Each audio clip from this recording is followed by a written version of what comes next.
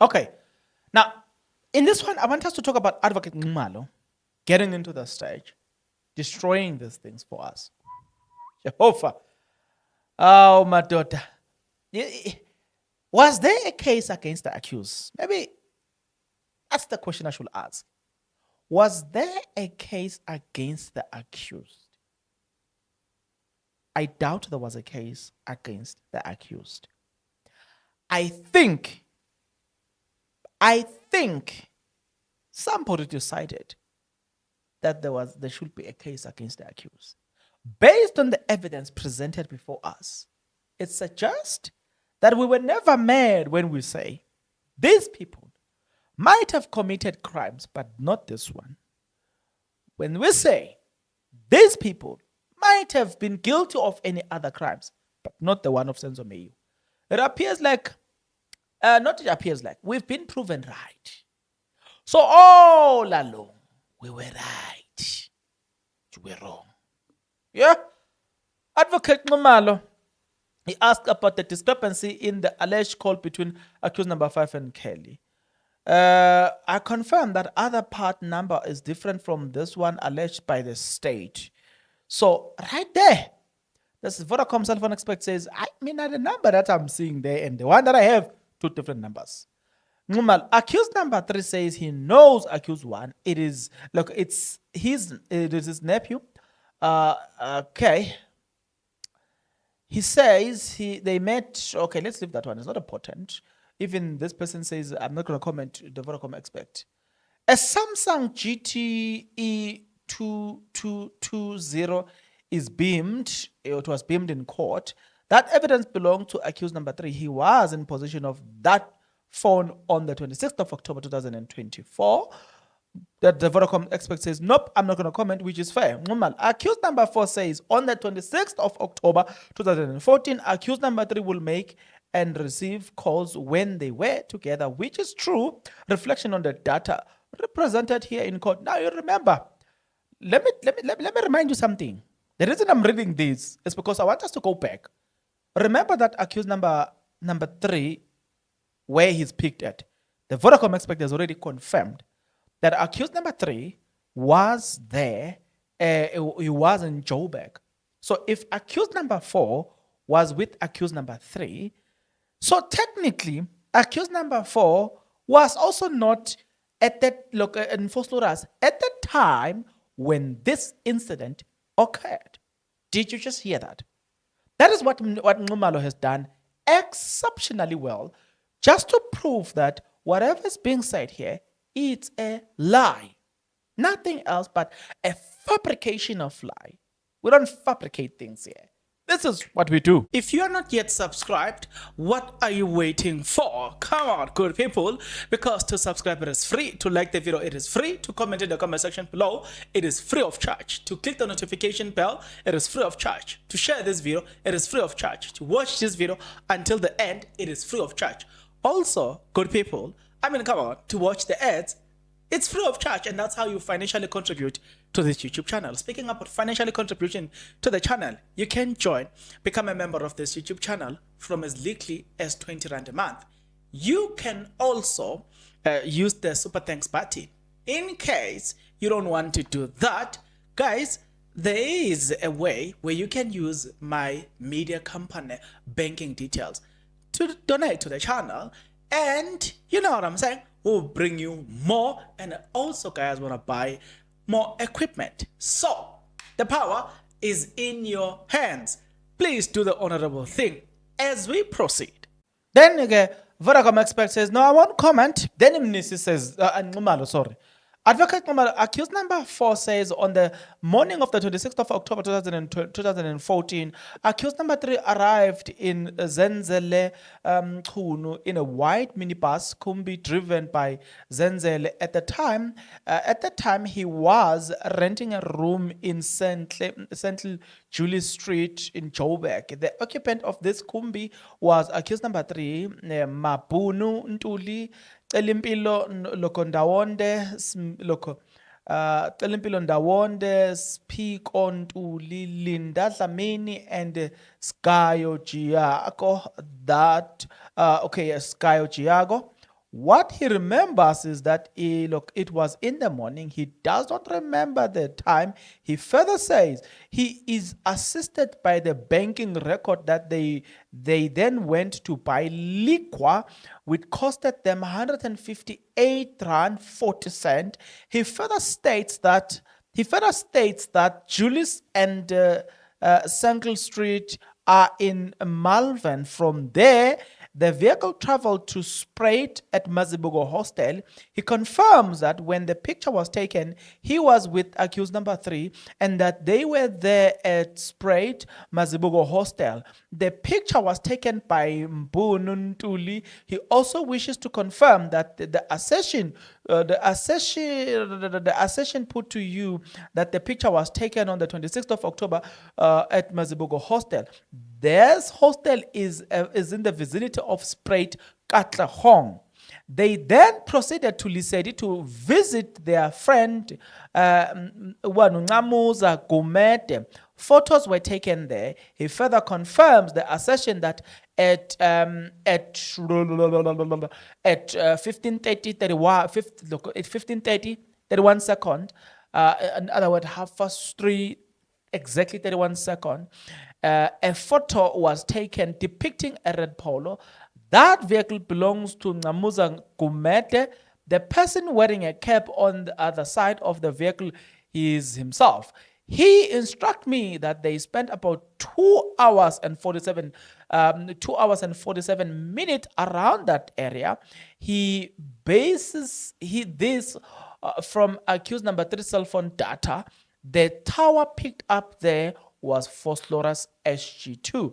He further instructed me that they left the vicinity and took the direction to George Koch Hostel in Johannesburg around 5:28, exactly 39 seconds. It was the first time that they met accused number 5, Mr. Ntuli, at George Koch Hostel that day. He confirms that a photo depicting accused number 3 and 5 was picture was taken at exactly 5 at about 39 seconds at George Koch Hostel.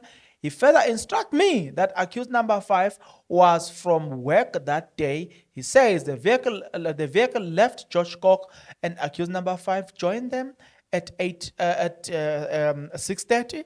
They dropped him off at his residence. He admits that his mobile phone ends with 3801. Do you agree that there was no communication between the number ending with 8169 and Mr. Mapisa's number? There is no communication. It is very important to remind you of this because according to the state, those people were in the vicinity of Phosphorus. But Vodacom says no. Now, I don't know what is going to take for the state to come to the right decision, for the judge to be specific to come to the right decision. Why am I saying that? Is because I'm saying this because something I don't understand is this. The DNA expert tells you these people were never there. You still find the confessions admissible. The Vodacom data experts comes and prove the location of these people. My question is, do you still want to tell me that you still hold on to your first view that that these things are admissible? For me, I wouldn't, and I'll tell you why I wouldn't. I wouldn't hold on to the previous view because if a Vodacom cell phone expert confirms that accused number 3 was in Joburg, for instance, at that time when the incident occurred in Phosphorus, then it simply proves this point that the confession made by accused number 1 and 2 is untrue. I don't know if you see that, but it answers that question. But let's continue. So on 15th of October, it was a call between Senzo Meyiwa and Kelly Khumalo. Yes. The number ending with 202 belongs to accused number 5, Mr. Ntuli. I heard that. You said if look, you said if data is in PDF, it cannot be altered. If we have to accept that, on that date, the number ending with 202 belonging to accused number 5 did not call Kelly Khumalo, but it was the deceased ending with 9551. Hey, that's where the twist is. They are saying Senzo Miwa called Kelly Khumalo, but Vodacom says they are saying the other way around. Actually, the state is saying this through their expert, and the Vodacom expert is saying the other one. You know what I'm learning here? I'm learning that you can't rely on the state. You can't. You need your own experts. That's what I'm saying. That is exactly what I'm saying. Do you agree that there is no communication between him and Kelly Khumalo? I do not see any communication between the two. In other words, I do not see any communication. Remember, let me remind you here. We were told, remember in the confessions, I'm going back to the confessions. Look, it proves that the confessions were forced. Listen to this one. The confession had to say what they thought would have made sense to them. The confession had to mention, because these confessions, what is common about them is that accused number 3 and 5, they play a very important role in communicating Nabo Kelly Khumalo. But the Vodacom expert says there was no communication between Nabo Kelly Khumalo and this person. There's zero communication.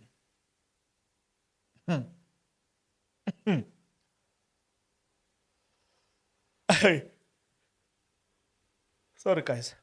Nxumalo, I'm instructed by accused number 4 that he knows accused number 1. Okay, we've already covered that one. He does not know accused number 2, Ntanzi, but only met him first at court appearance. That he knows accused number 3. He can't comment on this one, so it just makes sense. I am instructed by accused number 4 that he never set his foot at Basotho Hostel, that it is alleged that he met Constable Zungu. I am further instructed that he had never met accused number 1, 2, or on that day. The only people he met on that day was accused number 3 and 5. He further states that he never set his foot on the crime scene at Kutlandong Street. The state objects, and we leave that one. We're going to go back to this liar called Zungu. Again, Zungu comes back to the picture. Do you see the state case? Remember, Zungu was this key witness that was going to bring everything together. Remember, this key witness, he brought these things together, right? Remember that Zungu saw them coming out and in and at the hostel, right? Remember that the narrative painted by the confessions, or through the confessions, is that these people called Kelly Khumalo. Remember all of that. So if you take all of that together and you add it here, and you now take the third element into this, and you say, you told us that Kelly Khumalo called these people, but Vodacom expert says no, that did not happen. My question is, out of the things told by the state, what is actually the truth and what is not the truth? Let me remind you. You will remember that during the time where we were dealing with the AVL record, it was then where we learned Abomkhola said this. Then the AVL record was brought, and it says the contrary to that. In fact, one will even wonder where the AVL agreed with them. Really, did how best can I say this? One will ask and say, yes, we hear the AVL agreed with them. Yes, we got told that. But now that there is more loopholes, the question that we're going to ask is, can we even trust that AVL that it was not manipulated? Maybe that's another question. We need to deliberate on this one. It's a very tricky, but not tricky per se. It's a very important one. Zungu, on the other hand, we told you, but when we told you, nobody wanted to listen. We were called names. We looked at them. Do you remember I even came to you and they said, there are people who are hired to say things on Twitter, to defend people on Twitter. There are people who are hired to say things on TikTok. Do you remember I had said to you, there are people who are hired to go into comments and comment on our videos and confuse people. But people are very stubborn. People are like, now we're not going to confuse us because we're not confused. We know what we stand for. Nonetheless, having said all of these things combined, here is the conclusion of the whole matter. Well, we haven't reached the conclusion of the video. But here's what I'm trying to say. Hear me out. And please hear me out very well. We are dealing with the state that has got, these people are very questionable.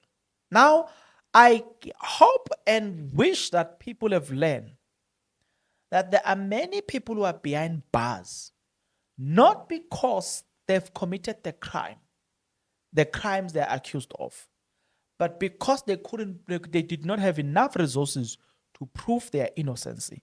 Hence, they are in prison. This teaches me as well the importance of a lawyer. But at the same time, I'm aware that not everybody can afford a lawyer.